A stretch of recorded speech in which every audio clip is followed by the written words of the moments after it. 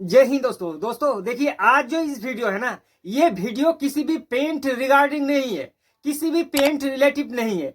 आज का इस वीडियो का टॉपिक है, जो आपका घर पर पेंटर पेंट करने के लिए आएगा तो आपको कैसे मालूम होगा जो ये पेंटर भाई साहब हमारी घर पर काम कर रहा है तो वाकई में इस पेंटर में कोई कुछ नॉलेज है या फिर ऐसे रोलर चलाना सीख गया है। आज इस वीडियो में दोस्तों पेंटर का पोल खोलेंगे।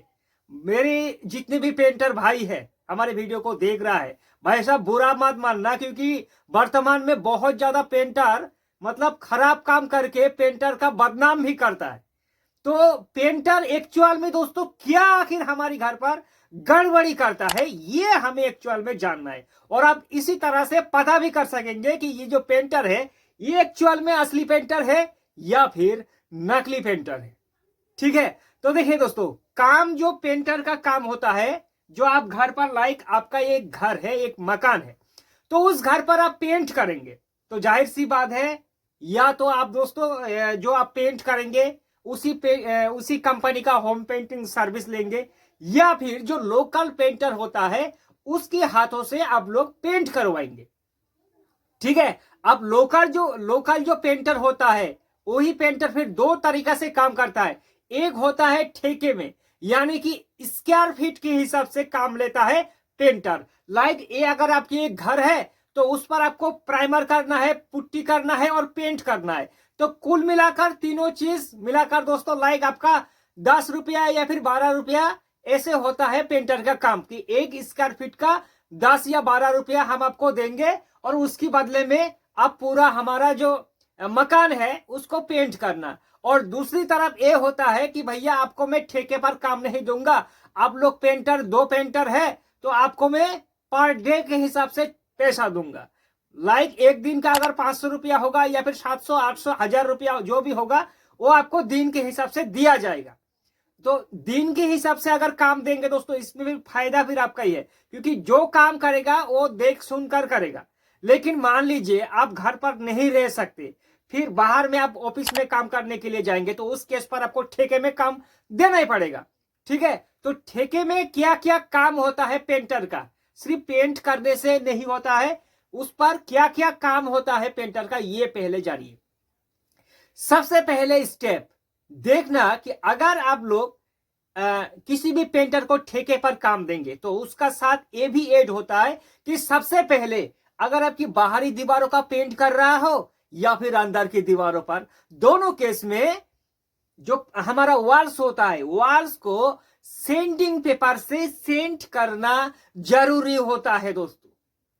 ये बहुत ज्यादा पेंटर मिस कर देता है। लाइक ये आपकी प्लास्टर की दीवार है, इस पर प्लास्टर करते समय थोड़ा सा मसाला, बिल्कुल दोस्तों ये जमीनी हकीकत की बात कर रहा हूं मैं, थोड़ा सा मसाला यहाँ चिपका हुआ है, मतलब थोड़ा लूज हुआ है। अब इस पर क्या करेंगे, अब इस पर अगर सेंडिंग नहीं करेंगे और ऐसे पेंट करेंगे तो वो तो ऊपरी में जो मसाला है उसका ऐसे तो बॉन्डिंग अंदर से नहीं हुआ है, और कुछ ही दिनों में या फिर कुछ ही सालों में क्या होगा, वो ऊपर से निकल जाएगा। जो भी लूज पार्टिकल होता है वो निकल जाता है। इससे क्या होता है कि उस जगह का जो पेंट है वो देखने में खराब लगता है। इसलिए सबसे पहले दीवारों को सेंट पेपर से अच्छे से घिसाई कर लेना है, झाड़ू से साफ कर लेना है, ताकि एक भी लूज पार्टिकल दीवारों पर ना रहे। ठीक है, ये चीज ध्यान देना कि पेंटर भाई साहब ये कर रहा है कि नहीं। एक कोट कम से कम एक हाथ आपको सेंडिंग करना ही है। ठीक है दोस्तों, ये हो गया पहला स्टेप। अब जो दूसरा स्टेप होगा वो होगा दोस्तों आपका जो जिस जगह पर आप पेंट कर रहा है, पेंट करने की जगह में चारों तरफ आपको या पेपर या पॉलिथीन जो होता है उसको अच्छे से बिछा देना है, ताकि जो पेंट का छींटा होता है, कई बार क्या होता है कि टाइल्स में आकर गिरता है या फिर फ्लोर पर गिरता है, तो बाद में निकालना बहुत मुश्किल हो जाता है। इसलिए इस चीज को आपको ध्यान देना है, जो पेंटर के साथ लेबर रहेगा वो अच्छे से पूरा फ्लोर को पॉलिथीन से कवर होना जरूरी है। दूसरी बात, तीसरी बात, अगर आप लोग पुट्टी करेंगे तो पुट्टी करने से पहले ही दीवार को एक कोट आप लोग वॉल प्राइमर जरूर करना। पेंटर को कह देना कि पेंटर भाई साहब आपको 2 कोट प्राइमर करना है, 2 कोट पुट्टी करना है और 2 कोट पेंट करना है, लेकिन प्राइमर भाई साहब हमें दीवारों पर सबसे पहले ये कोट करना जरूरी है। इससे बहुत आपको फायदा मिलता है दोस्तों। आपका जो पेंट है उसका लाइफ भी बढ़ जाता है और पुट्टी का पकड़ भी जबरदस्त होता है। इसलिए दोस्तों सबसे पहले प्लास्टर की फ्रेश दीवार पर एक कोट का वॉल प्राइमर कर लेना। अब जैसे ही आपका एक कोट का वॉल प्राइमर खत्म हो जाएगा, अब आपको शुरू करना है वॉल पुट्टी। ठीक है, चाहे तो आप एक्रेलिक वॉल पुट्टी भी कर सकता है जो लिक्विड आता है, या फिर सीमेंट बेस्ड वॉल पुट्टी भी कर सकते हैं, कोई भी वॉल पुट्टी करे।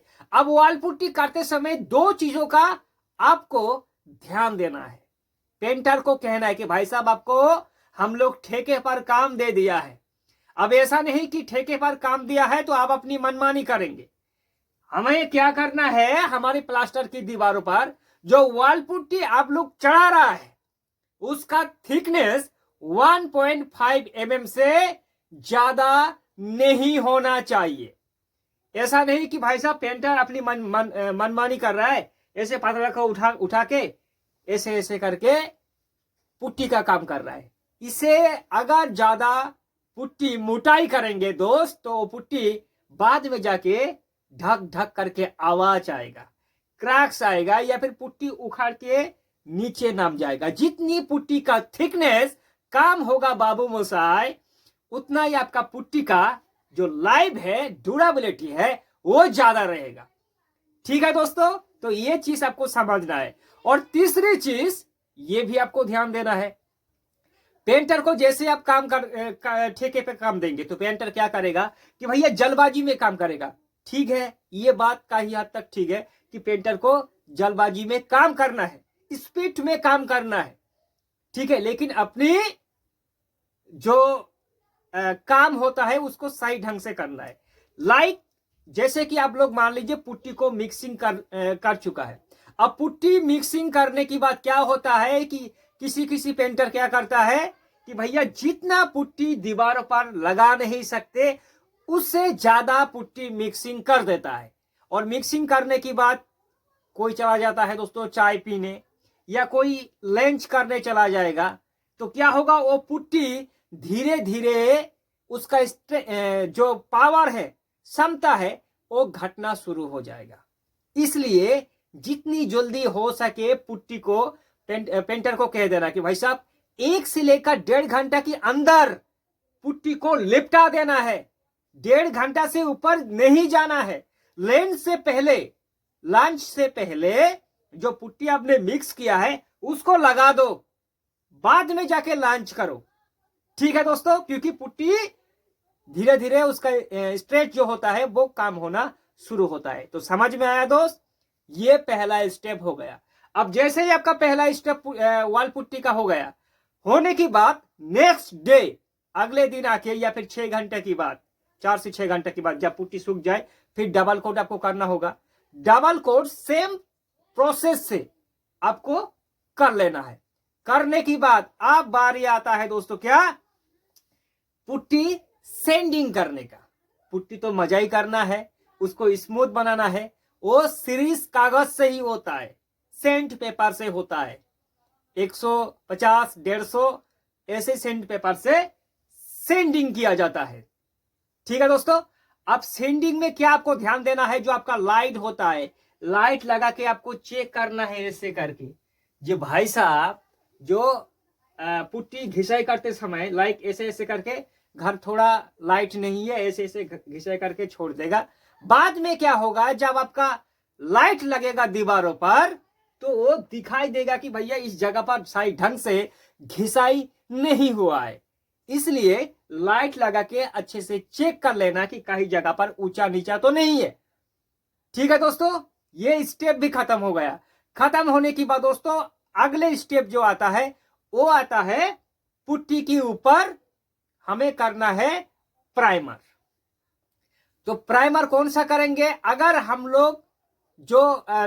लोग लग्जरी पेंट करेंगे ना, तो लग्जरी पेंट का जो बेस कोट प्राइमर होता है वो अगर आप कर रहा है तो प्राइमर करने की बाद ध्यान से सुनना कि प्राइमर के ऊपर, ये आपकी दीवार है, इस पर पुट्टी के ऊपर आपने एक कोट प्राइमर कर दिया। अब प्राइमर करने के बाद जो आपका सीरीज कागज होता है, वाटर प्रूफिंग सीरीज कागज, उससे एक हाथ अच्छे से घिसाई कर लेना, हल्का हल्का करके घिसाई कर लेगा ना। इससे क्या होगा कि बाद में ऐसा प्रॉब्लम हमने देखा भी, फेस भी किया है कि जैसे हमने पुट्टी के ऊपर प्राइमर कर देंगे, करने के बाद पेंट कर देंगे तो उस पर अनडिलेशन रहता है, थोड़ा थोड़ा दाना दाना रहता है। ये वो बेस कोट की वजह से हुआ है। इसलिए एक हाथ अच्छे से घिसाई कर लेना वाटर प्रूफ सीरीज कागज से, ठीक है। घिसाई करने के बाद अच्छे से, हो सके तो कॉटन का जो कपड़ा होता है उससे अच्छे से ये कर लेना। करने के बाद फिर जाके टॉप पर आप लोग अगर पेंट कर देंगे, ठीक है दोस्तों। डबल कोट, पहला कोट और डबल कोट के बीच में 4 से 5 घंटा की अंतर होना ही चाहिए, जल्दबाजी बिल्कुल भी नहीं होना चाहिए। किसी भी चीज करो, प्राइमर करो, उसको पहला कोट हो जाने के बाद 4-5 घंटा बाद डबल कोट करना होगा, ठीक है दोस्तों। तो ये होता है काम का सिस्टम। अगर इस वीडियो में अगर आपको अच्छे लगे तो लाइक करके जाना। फिर मिलेंगे नई वीडियो के साथ, तब तक के लिए जय हिंद और वंदे मातरम।